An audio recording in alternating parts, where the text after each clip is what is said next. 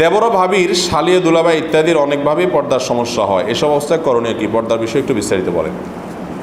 অন্য বাহিরের যে কোনো অপরিচিত বেগানা মহিলার সাথে পর্দা করা যেরকম ফরজ, একজন দুলাভাই তার প্রাপ্তবয়স্ক শ্যালিকা বা মোটামুটি চোখে পড়ে নজরে পড়ে এরকম শ্যালিকার সাথে পর্দা করা তার চেয়ে বড় ফরজ। বুঝাইতে পারছি? আবার অন্য পরপুরুষ রাস্তার ওনাদের সাথে পর্দা করা একজন মহিলার জন্য যেরকম ফরজ, নিজের দেবর ভাসুরের সাথে পর্দা করা তার চেয়ে বড় ফরজ। বুঝেন নাই কথা? এই বড় ছোট মাপলাম কেমনে? কারণ নবী করিম সাল্লাল্লাহু আলাইহি সাল্লামকে একজন জিজ্ঞাসা করেছে যে ইয়া রাসূলুল্লাহ, আপনি এই দেবর শালিকা এদের ব্যাপারে কি করেন? এতে তো একই ঘরে থাকে, একটু দেখা সাক্ষাৎ করণ যায় কি না, শরীয়ত কি বলে? নবী সাল্লাল্লাহু আলাইহি সাল্লাম সাথে সাথে বললেন আলহামদু আল মউত, আরে দেবর আর শালি, পুরুষের জন্য শালি আর মহিলার জন্য দেবর, এগুলা তো মৌত মৌত, মৃত্যু থেকে যেরকম মানুষ পলায় এগুলা থেকে এরকম পালাইতে হবে, কারণ এখানে ভয় অনেক বেশি। কথা বুঝেন নাই? অনেক ভাব দুলাভাই আছে শালিদের সাথে দুষ্টামি করে, মা বাবা এমন বেকুবের বেকুব বা এমন বোকাশোকা যে মনে করে এতে দুলাভাই এবারটা শালি, অতএব একটু ইটিস পিটিস একটু দুষ্টামি করতে পারে। খবরদার, অন্য মানুষের চাইতে এই জায়গাতে আরো বেশি সাবধান হইতে এবং সিরিয়াস হইতে হবে যে আল্লাহ আল্লাহ রাসূলের নির্দেশ ফাইজলাম কিনা। কথা কি বুঝাতে পারছি? আর অনেক মহিলা আছে বাইরে বোরকা পরে, আত্মজা ফামুজা পরে, সবার সাথে পর্দা করে, কিন্তু ঘরে দেবরের সাথে দেখা দেয়। ঠিক না? ঠিক না ভাই, এটা করা যাবে না। যৌথ ফ্যামিলি যদি থাকেন, আলাদা ঘর করার মতো শক্তি সামর্থ্য নাই, আর্থিক সঙ্গতি নাই, একসাথে থাকা লাগে, তারপরেও এমনভাবে চেষ্টা করবেন মহিলা বাইরে আসার সময় গলা পরিষ্কার করবে, পুরুষরা সরে যাবে, পুরুষ বাইরে আসার সময় গলা পরিষ্কার দিবে, মহিলারা সরে যাবে। এই যে গলা পরিষ্কার করে ঢুকার সিস্টেম নোয়াখালীতে ছিল কি ছিল না? এখন এগুলো আস্তে আস্তে হারাই যাইতেছে না? আহা, কোথায় ছিলাম আমরা, কোথায় চলে যাচ্ছি?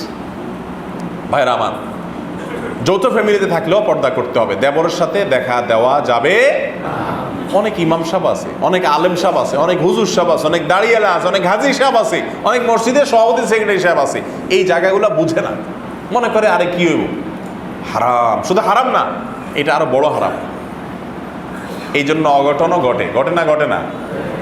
ওই দেবরের বাবির আদরি চলে গেছে, পর্দা মানে নেই, হয় না? হয় না?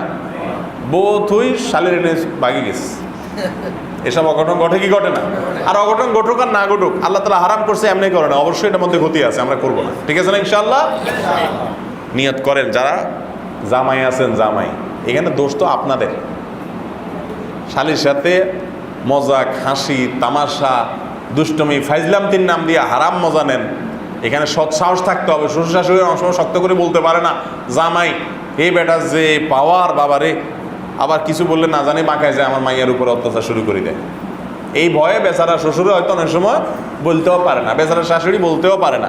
কিন্তু জামাইয়ের মধ্যে ন্যূনতম লজ্জা থাকা উচিত যে আল্লাহ তাআলা যেটা হারাম করেছেন, শালিকা পর্দায় থাকবে, আমার সামনে আসবে না। কি দুষ্টামি তো পরের কথা। ঠিক আছে না? ইনশাআল্লাহ মুরব্বীরা একটু খেয়াল রাখবেন, মনে রাখবেন। আপনার মেয়ে দুলাভাইয়ের সাথে দুষ্টামি করে, তারা শালি দুলাভাই করে আর কি, হ্যাঁ, দেবর ভাবির সাথে কথা বলে, আপনি মুরব্বী মানুষ দেখেও না দেখার ভান করতেছেন, আল্লাহর ভয় দিচ্ছেন না, সাবধান করছেন না, তাহলে আপনার নাম কি জানেননি? হাদিসের ভাষায় বলা হয় দায়ুস। দায়ুস আর দায়ুস আল্লাযী ইউকিররু ফি আহলিহি আল খাবাস। দায়ুস বলা হয় ওই ব্যক্তিকে যে ব্যক্তির পরিবারের লোকেরা উল্টাপাল্টা করে, হারাম কাজ করে, উনি দেখিও না দেখার ভান করে থাকে, এর নাম কি? দায়ুস। আর জান্নাতে আর দায়ুস লা ইয়াদখুলুল জান্নাহ, জান্নাতে দায়ুস প্রবেশ করবে না, যত নামাজ কালাম পড়েন কাম হবে না। এই জন্য এই আপনার বৌমা যেন আপনার ছেলের সাথে দেখা না দেয়, উল্টা বরং বাপ মা আরও জোর করে বাবিরে, তাই না? যে দেবরে ভাতগুলা দিয়ে আসো, ভাত বাড়ি দাও, হ্যাঁ, হেতার কাপড় চাপড় ধুই দাও, হেতার লগে হেতার সাথে কথা বলো, আরে হারামের রাস্তা আরও মা বাপ খুলে দেয়। খবরদার, এগুলো করা যাবে না। মেয়ে একটা বিয়ে করে আনাইছেন এক এলাকা থেকে, আপনার 14 গোষ্ঠীর সবার কাজ তারা দিয়ে করাবেন। আপনার ছেলেরটা তো ধুবে ধুবে, আবার আপনার ছোট ছেলেরটা দেবরটাও তারা দিয়া দোয়ান, আছে না নেই? অত্যাচার, এগুলা মেয়েদের প্রতি অত্যাচার, এগুলোর জন্য জবাবদিহি করতে হবে আল্লাহর কাছে কিয়ামতের ময়দানে। আপনার বৌমা কাজের মেয়ে না।